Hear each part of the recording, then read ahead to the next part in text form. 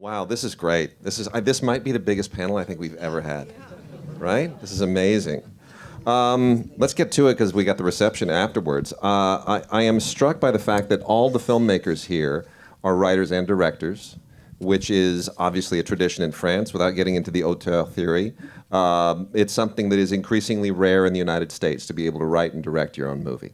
I would like to hear from all the filmmakers as to the value of being able to do that, because I would assume that if you couldn't write and direct your own movies, you wouldn't want to have anything to do with them. Could we, and I'm so starstruck here, Anne, could we start with you, please? Anne Fontaine. It's me. Because you've made 20 movies and you've written them all and you've directed them all, and people here are lucky if they get to write and direct even one. So I'd like to just hear the value of the experience of being able to write and direct your own films. Well, I began like an autodidact. I'm going. My English is a little fragile. But Self-thought. I try, and I began by only writing my first movie. I didn't think that it was a movie at the beginning, and the thing for me, it's evident that I find something about the movie I am going to do through the writing, through the way I'm going to write the story or the... Bon, alors là, c'est un peu limité. Je suis un peu limité. Donc là, maintenant, je vais parler le français. Non, pour moi, c'est vital, le rapport à l'écriture et le film. It's vital to have the writing and the movie. Parce que sinon, j'ai l'impression que c'est un corps étranger qui ne va pas rentrer dans la façon pour moi d'imaginer un film. Otherwise, I have the feeling I'm getting into a foreign body and that I cannot imagine the movie. Mais parfois, c'est même une adaptation. C'est intéressant parce qu'une adaptation, on la trahit en partie et elle vous inspire aussi. J'ai fait ça avec un film où je suis venue ici. So sometimes it's an adaptation, and sometimes you stay faithful to the adaptation, but sometimes you do betray the adaptation as well. Les Innocentes, je suis venue ici il y a quelques années et donc c'est voilà. Enfin, je ne sais pas si je dois continuer. Je pense que ça vous va ou pas? Ça me va. Vous êtes content? And I came here a few years ago when it was still called Colcoa with The Innocent. And I don't know if I should go on, but I think... Maybe I have to stop to preserve my English for this evening, you know, because I have another... Christine, for you it's a documentary, it's very personal. Obviously no one else could have written or directed it. So talk about the if you could, just in that case, the essential nature of being the only filter through which this film comes to life. You took my microphone. Okay. Well, I wouldn't write a script for... I wouldn't have written a script for the film I just shot. But I couldn't live without writing. But writing books, it's not the same, of course. For this film, specifically, the story is very simple. I had never shot no films, written sometimes scripts for Claire Denis, but never never shot a film myself. And I was about to release a book which is called Le Voyage dans l'Est. We call about east of France, of course.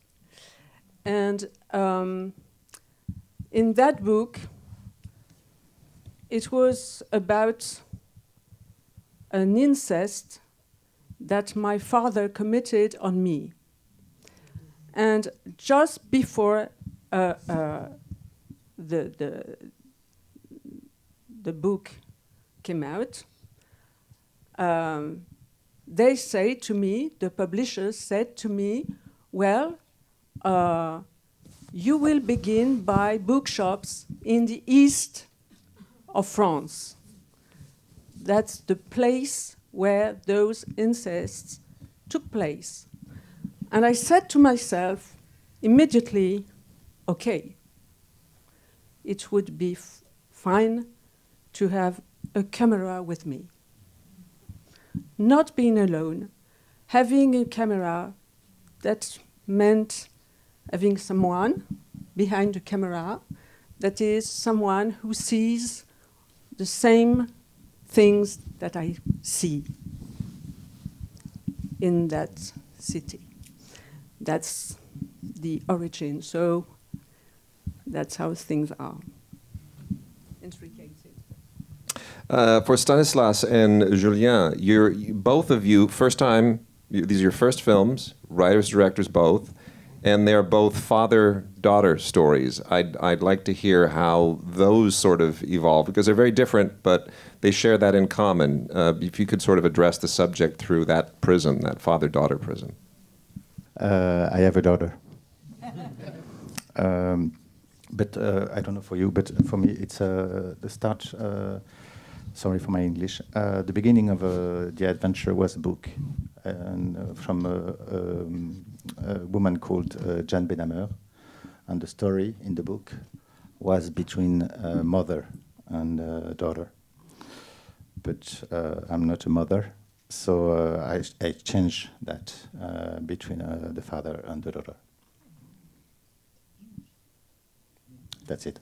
Beautiful. You want more? No, that's perfect. Hello, everyone. The film I'll introduce tonight is called The Kingdom, and it's a film about a father and a daughter trying to know, understand, and love each other in a dramatic context. They're on the run, and the first spark. What happened? Someone is hurt. Okay. The first spark of the film came 6 years ago when my wife told me she was pregnant, and I thought at this time about the child I was going to have and the fathers I was going to try to be, and inevitably I thought about the child I was and the parents I had, and a vivid childhood memory came up, and I was maybe like 10 or 11. I was on the Corsican shore with my father and some friend of his, and we were in the middle of nowhere. It was the wildlife, you know. We just spent all our day fishing, cooking our fish, telling stories, sleeping under the star. It was, the perfect life.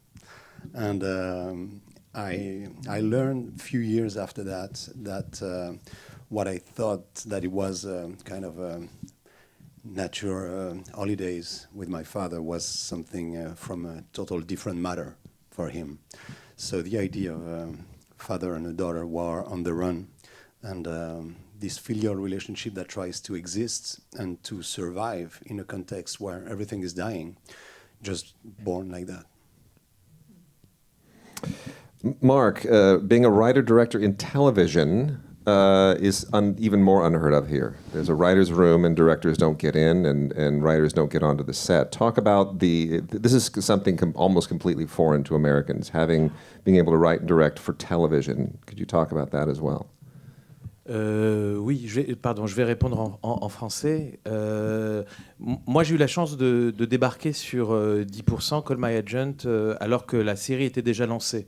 Et on m'a proposé de rejoindre l'équipe en tant que scénariste et en tant que réalisateur. Mais parce que je pense que la série qui parlait de cinéma, parfois, enfin de cinéma d'auteur, permettait d'avoir cette double casquette. I kind of fell into this after it had already started, and I was asked to be the writer and the director on the series. So I sort of fell into it, and it lent itself to this double role that I was going to play. Et voilà, par la suite, enfin, cette nouvelle série que je présente ici, j'ai pu aussi l'initier à l'écriture, showrunner la série et la réaliser. Mais effectivement, c'est assez rare aussi en France que d'avoir cette possibilité-là. So then on this series, I continued to wear both hats, and I was directing and writing. And I have to say, in France, that is not that unusual. Agathe, this was your short film that you turned into your debut feature. No one else could possibly have done that. So I'd love to hear the process of being able to write and direct a short film and then face the task of turning it into a feature. Where are the challenges in that process? Je m'excuse, je vais aussi parler en français, ce sera plus simple pour moi.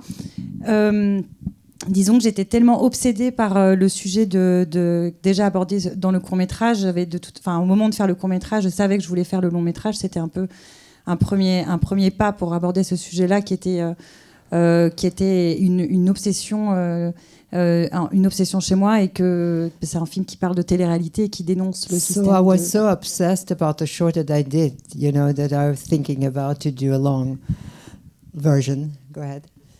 Et comme je suis une très grande spectatrice de télé-réalité et que j'ai toujours été fascinée par ça et scandalisée par la violence. I'm always a big fan of reality TV, and I find it scandalous, all the violence that's in there. J'avais vraiment la nécessité d'aborder ce sujet-là, d'autant plus que personne ne prenait un peu la mesure de ces programmes dits de divertissement et qui n'ont absolument rien de divertissant. So I thought nobody was taking on the whole thing about confronting these programs that are supposed to be entertaining, and they are not talking about what's really happening in there.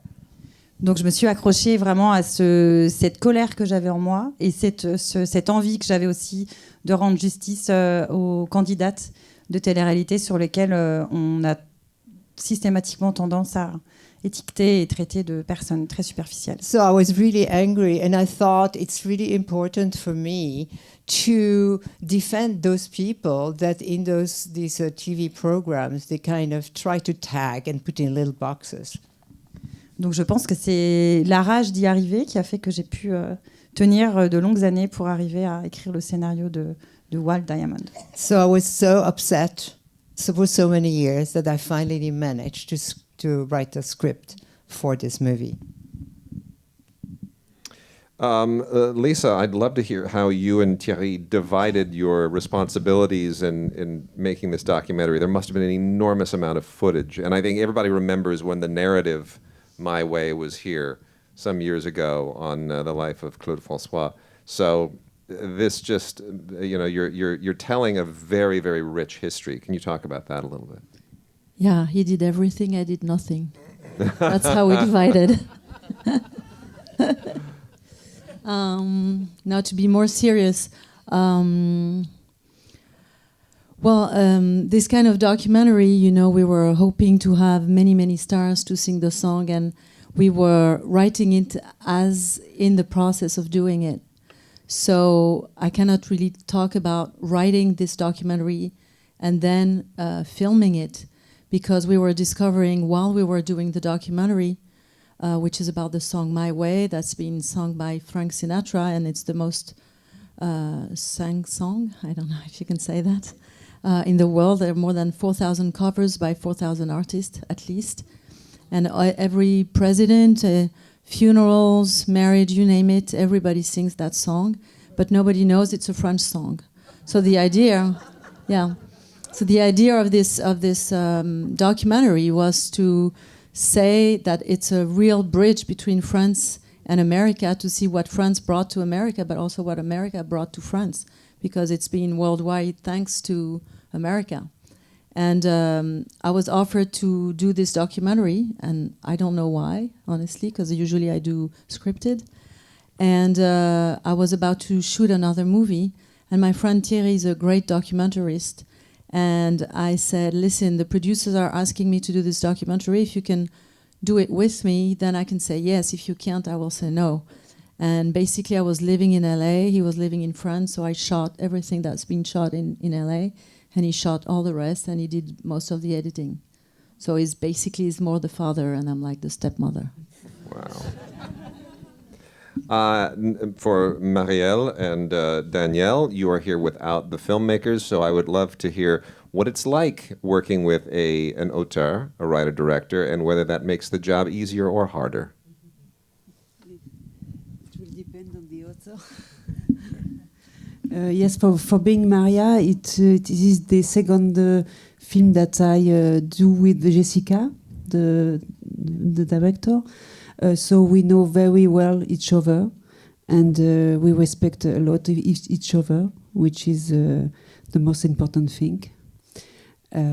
So yes, it's for each film, for each collaboration, it's a different way of working.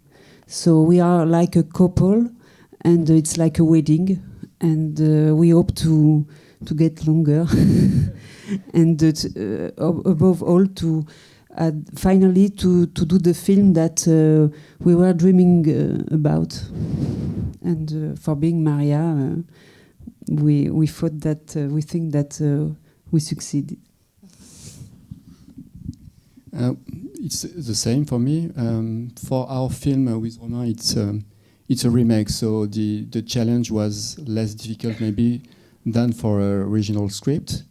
And the challenge for us was to find, because we wanted to make a real adaptation for France, so the challenge was to try to find someone to be able to reach that goal. And we think that Wilfried, who is the director, has made a very good job with Olivier Ducret, and we are very happy. But it's like a marriage. I completely agree. It depends on the character of the writer. We have two actors here, Sanda and Melvil. From an actor's standpoint, is it better when you're being directed by someone who wrote the words? Actually, not really, because I made many movies with authors who wrote and directed at the same time. And since I'm making more than before TVs, it's different because you have authors and directors. Normally, they are not the same people. Usually, they are not the same people.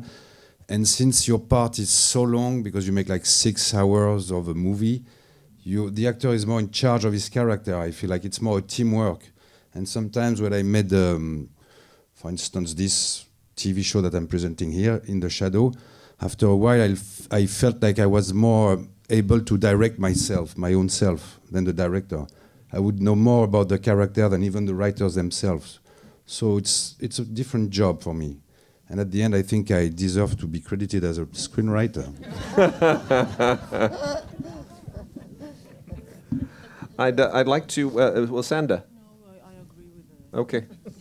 Okay. All right. Period film. I'd like to talk for a second about period films, because we always get some great period films here, and it's something that is part of the proud French tradition. And it always seems to be the first thing that no one wants to make here. If it's period, it's off the list. And if you see lists of what they want for networks, the first thing that they do not want is anything that's period. So, Jérôme, I'd like to hear from you, having just composed a score for a very large and famous period film. Is that a richer activity for a composer, or is it all sort of the same to you? Hello. No, it's not the same at all, because usually in France, music is not so important in a movie. Some are, but usually.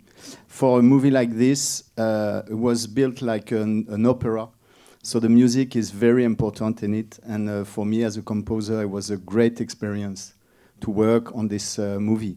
Everybody knows the Count of Monte Cristo around the world. It's a very famous book. And the idea of adapting the movie was to make something just different and new, because there were many versions of the book before, of the movie. And so it was really wonderful to make this music, because it has to be epic, and at the same time it has to be the inside of the characters, because all the book and the story is about revenge and love. And so it's very rare to have this kind of opportunity for composer in a movie. Anne, I'm going to come back to you, and then also Marielle. Both of your films are also period, but fact-based, and that adds an additional challenge. You're not just recreating the period, but you're recreating real characters and real events. Talk a little bit about some of those challenges and how those are approached both as a filmmaker and as a producer, in your case, Marielle.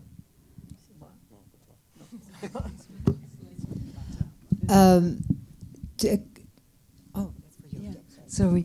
Yes, the film is based on Vanessa Schneider's novel. Vanessa was the cousin of Maria Schneider. And the director, Jessica Palus, she wanted to do a film through the look of Maria Schneider.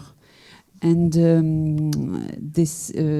that means that all of the film is through the look of the actress.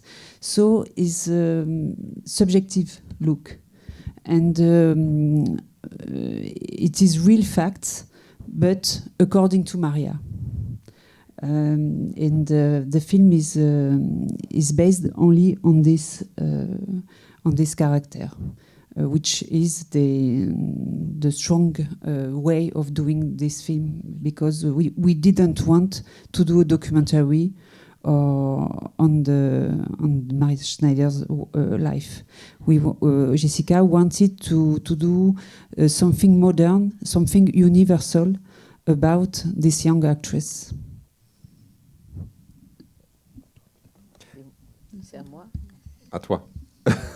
Oui, bien sûr. Alors, je ne vais pas parler l'anglais là parce que je sens que c'est une question très, très intéressante sur la modernité et sur l'époque. So I'm not going to speak in English because I think it's a really interesting question about modernity and about an era. Et en fait, je dis à mon chef décorateur dès le départ qu'il faut trahir en partie l'époque.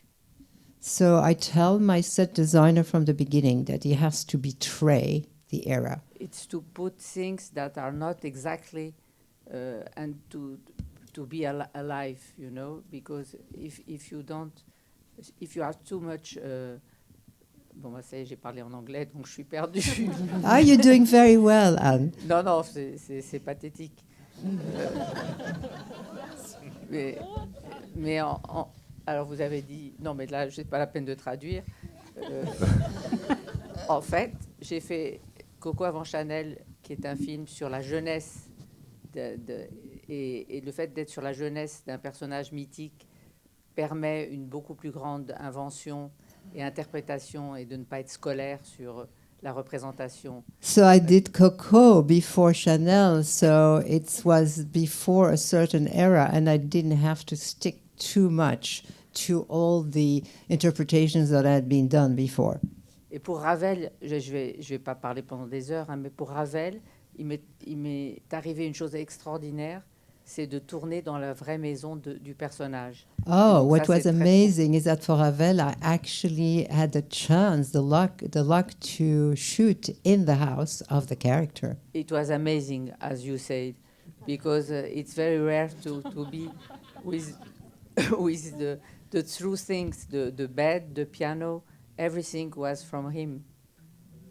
And j'ai pu, avec le maire, non, mais vous riez, mais c'est vrai, avec le maire, lui dire que c'était quelque chose d'essentiel de tourner là. So I told the mayor of the town that it was something essential for me to be able to shoot in that place, location. Et c'était un type pas facile à convaincre. And it was a guy that was not easy to convince. Mais c'est ça, faire du cinéma, c'est se dire ce type est impossible, mais on va y arriver. So that's also to make movies, is that sometimes there are things that are impossible, but you tell yourself, I'm going to do it anyway, and I'll get it. Sorry, I didn't answer, but you like it a little. It's great. Terrific. I'd like to switch to television for a second, and for Marc and Melvil to talk a little bit about why you think that French television has taken off to such a degree. And it's sort of global television has taken off because of streaming, but it also seems like something has happened in French television that is unique just in the past few years, and I'd love your thoughts on that. J'avoue que moi-même, à une époque, je méprisais un peu la télévision et la télévision française en tout cas, quand j'ai commencé à faire du cinéma, je me disais, je ne veux absolument pas faire de la télévision. Enfin, il y avait vraiment ces deux familles qui ne se rencontraient jamais. Et même les castings étaient très différents. C'est-à-dire qu'il y avait des acteurs de télévision ou de séries et des acteurs de cinéma. So I have to admit, there was a time when I actually hated TV, and I hated French TV. And at the time, those were two worlds that didn't really, come together. There are two separate worlds: the world of the movies, the world of TV. There are completely different casts. There were different actors. There were TV actors. There were film actors, and so those were, separate at that time. Et alors effectivement, 10% avait le mérite de parler de cinéma, mais d'être une série de télévision. Donc d'une certaine manière, c'était une façon de pouvoir enfin mixer ces deux sujets. Et très vite, on s'est rendu compte que les comédiens maintenant, et Melvil en parlera mieux que moi, n'ont plus peur de faire de la télévision, n'ont plus peur de faire de la série, et au contraire sont même plus excités parfois par des projets de séries où ils peuvent vraiment développer des personnages. So once this started mixing up, things became interesting, and it also became more interesting for the actors. The actors weren't really tied to anymore, doing movies or doing film, and they weren't afraid anymore. I mean, doing TV or doing film, they weren't afraid anymore to go on TV, right? And they actually discovered that they could discover and develop their character even further if they were doing a TV show as opposed to a movie. Et après, j'irais juste que le problème qu'on rencontre un peu encore en France, c'est que tout ce qui est série, télévision, etc., doit se tourner extrêmement vite, beaucoup plus vite qu'un film de cinéma, parce qu'on a moins d'argent et finalement, ça influence aussi beaucoup le cinéma, les tournages de films de cinéma. C'est-à-dire qu'on ne cesse de vous dire que puisque vous arrivez à faire ça à la télévision, pourquoi vous ne faites pas pareil au cinéma ? Et là, soudain, on regrette un peu d'avoir mis les pieds dans la série parce qu'on se dit que voilà, on n'aura plus le droit de revenir à des temps de tournage de cinéma classique. What happened too is that, series for television, you actually shoot a lot faster, right, than when you shoot a film. And that also means that it costs less money. But what happened is that ended up affecting the movies too, because they're saying, oh, they can do all these things in a TV show, and they can do it so fast and for so much less money, so why don't we shoot the films like that too? And so in the end, that means, now the movies have to actually adapt to that kind of filmmaking as well. Yeah, from my point of view, it's true that maybe 10 years ago I would not have done a TV show, like a primetime TV show, but things have changed. And like you said, for actors now it's less compartmented between the actors that makes only art house movies, theater and TV. For instance, the guy who has the lead in Monte Cristo, he began with acting in La Comédie Française theater, and is also a comedian. And so this new generation is able to switch a bit more like American or English actors from TV to theater to big movies. And of course, I think we improved our skills in making TV shows in France after the golden age of American TV shows, TV series. And so, of course, the products we are producing in France are much better now than they were 10 years ago. Can I add something? Yes, by all means. Because I think COVID and the strike here made production turn their eyes, American productions turn their eyes to Europe, because we could shoot movies in Europe during COVID and during the strike, and it's not that the French productions became better, it's the American audience became more aware and open to something else. That's also, thanks to the streamers, suddenly something went worldwide. When for us, when we were doing TV in France, it would stay in France. Now it's going worldwide. And now the American audience, I don't know, maybe you're telling me I'm wrong, but I think for you now to watch something in Swedish or Spanish or Italian or French, you have the subtitles and you're more aware than 10 years ago. It's less foreign for you now than it used to be. So it's also what happened. Well, on that point, then, I would like to talk about documentaries and start with Christine, because it's been reported that streaming has actually made it, even though it's opened the audience up to more documentaries, it's made it possible for more documentaries to be seen. It's making it harder on independent documentarians because Netflix and all of these streamers are making their own documentaries. So it's harder now for someone to make a personal documentary. Can you talk about how you were able to pull your film together in France and the financing and the logistics?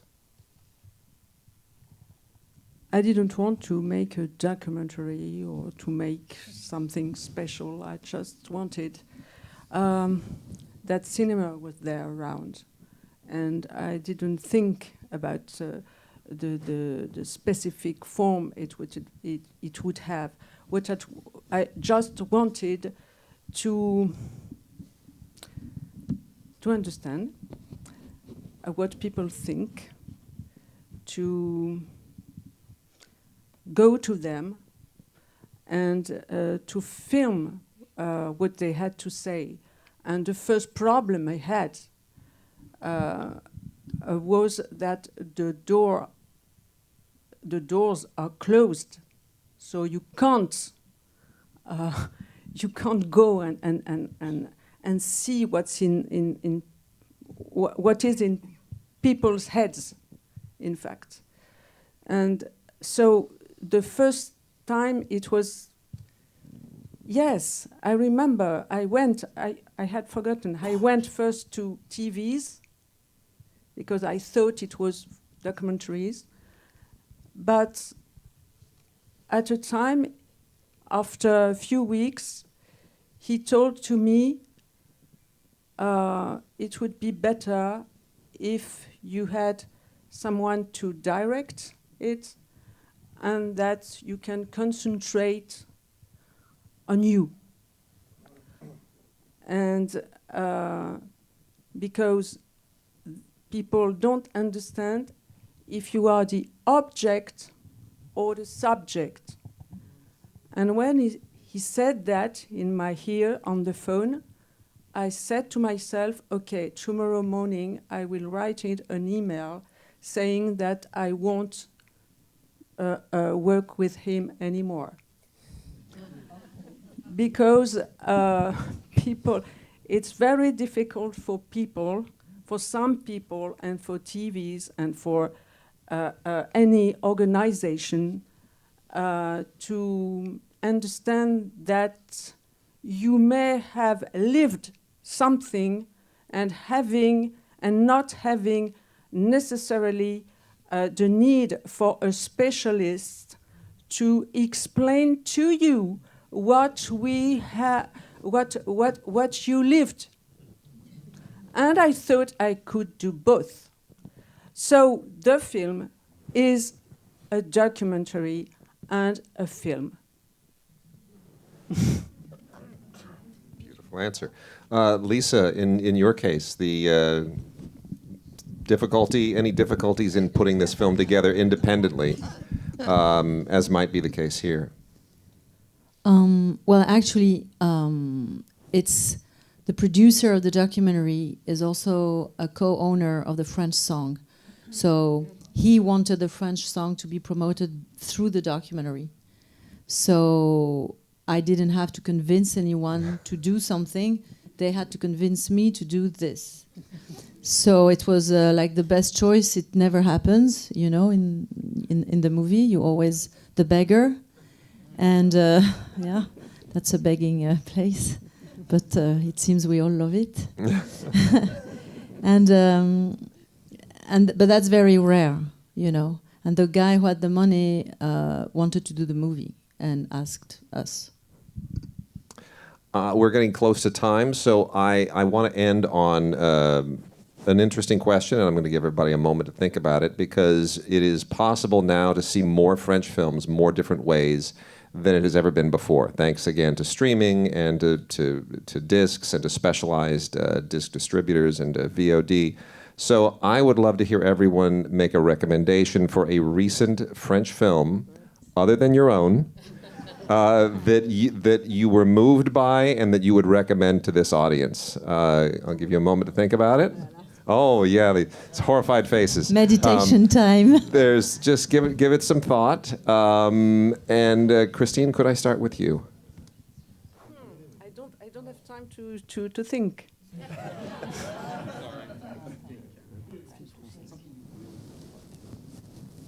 Begin. I just. No, recently.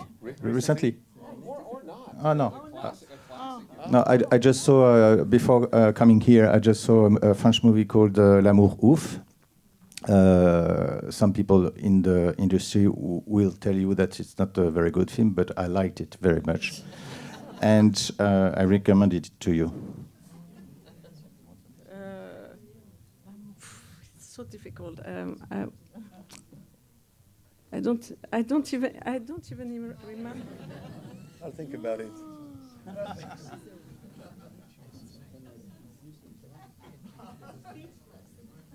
No, I didn't talk, so I can talk about a lot of movies.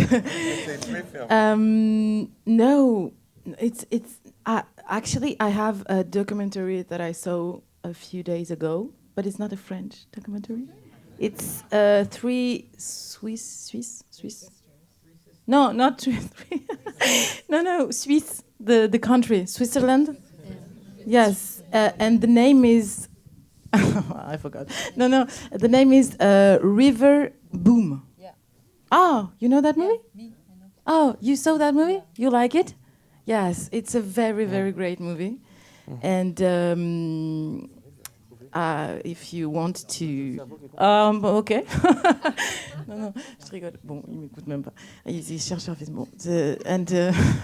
No, À moi.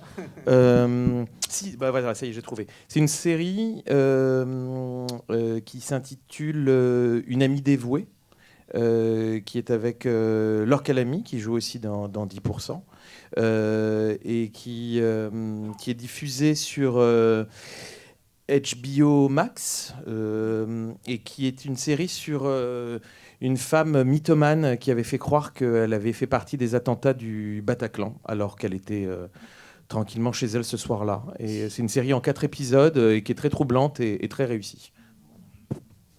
Je vais essayer. Ah oui, pardon, il faut traduire. Ah bah oui. Oui, elle arrive. Ah pardon, sorry.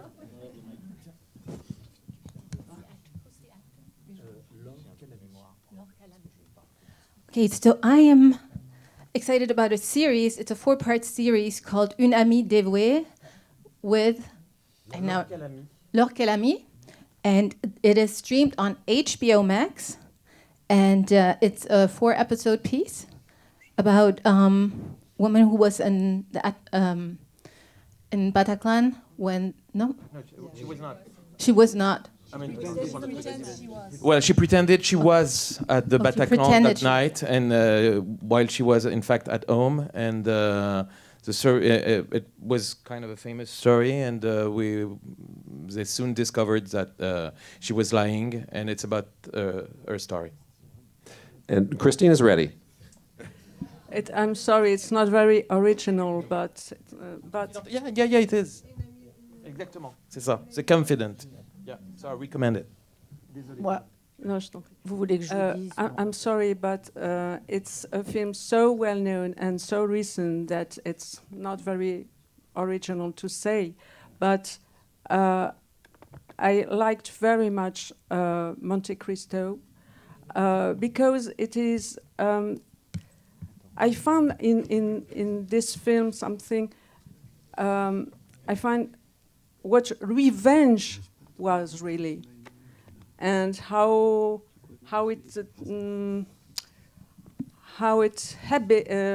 hits, comment ça vous habite, comment c'est, how you live with revenge, and how the actors succeed to be in Alexandre Dumas time and thinking, and being young men, young modern men, and but not comment on dit, oublié, not forgotten, Maria Bartolomei. So yes, I liked it very much indeed. Yeah. Who's next? Yeah? Yeah, I can talk about a movie that I love. It's a movie maybe 10 years ago from Laurent Larivière called I Am a Soldier with Louis Bourgoin. I don't know if you saw this movie, but it's about a girl who is working dans le milieu des hommes. Comment on dit dans le milieu des hommes? In a man's world. In a man's world, and she it's like maybe I could say it in French because it's complicated to say it in English. Elle se retrouve malgré elle à travailler dans le milieu du trafic de chiens. Oh, and in spite of herself, she finds herself working in the milieu of, the trafficking dogs. And it's really a movie about the condition of the woman inside the men's world. And it's very, very interesting, and it's one of my favorite movies. So you have to see it. That's all. I Am a Soldier, Je suis un soldat, en français, from Laurent Larivière. Oui. Yes, oui. Alors, deux films qui n'ont absolument aucune parenté. Il y a un film que je viens de voir qui est assez étonnant, qui s'appelle Miséricorde. So one movie is called Miséricorde. D'un metteur en scène qui s'appelle Guy Rodi. Et c'est tellement singulier qu'on ne sait jamais ce qui va se passer jusqu'au bout. Et c'est très, très original. Et je ne sais pas si ça viendra ici, mais c'est très, très personnel. It's very original, it's really personal, and it's very strange because you never know what's going to happen next. Mais au niveau de l'émotion, il y a un film iranien qui m'a assez bouleversée qui s'appelle Tatami. Iranian movie. Tatami. Tatami, de parquet, for judo. Quoi? The floor for judo, ok. Ah oui, le tatami, d'accord. Okay. It's amazing. I would recommend two movies by two brothers, French brothers, called the Brothers Git, Harpo and Lenny. The first one was called Son of a Gun, I guess in English, Fils de Plouc in French. And the new one that is coming next year is called Loving Toulouse, or something like that. And they are very free, and the form and the aesthetic is very new for me. They are mixing 35 millimeters and the iPhone cameras, and they are doing like a mix of, and even the cutting of the editing of the movies, a bit crazy, a bit mad, like some very young kids can be nowadays, So they are, to me, they look more new than anything I've seen recently. For me, I will recommend a first feature which is called The Rapture from last year and from Iris Kaltenbach. And I love this movie. It's about motherhood, and it's a story of two friends. One is getting pregnant, and the other feels abandoned. She's abandoned. She's facing abandonment. Yeah, and she steals the child, the baby. Oh, and she steals the baby. She steals the baby, and she beginning a life of lies with a boy, and she says to him that the baby is his. So she's the father. Yes. So it's all about the difficulty of being a mother and the difficulty of being a friend as well. And it was a very, very, very wonderful first feature, so The Rapture. Last three real quickly, because they're going to kick us out here soon. Two French different, very diverse movies that I loved recently. The Jacques Audiard's film, Emilia Perez, which is travel in cinema. And it's not because I am sitting here, but your film, Agathe. Yeah, I saw it in Cannes, and it's a film about a young girl who dreams another life, and it's very universal, and it's very good, very. Thank you very film. much. Well, Diamond. Quickly, I will recommend a comedy. A film will be screened tomorrow night called Et plus si affinité.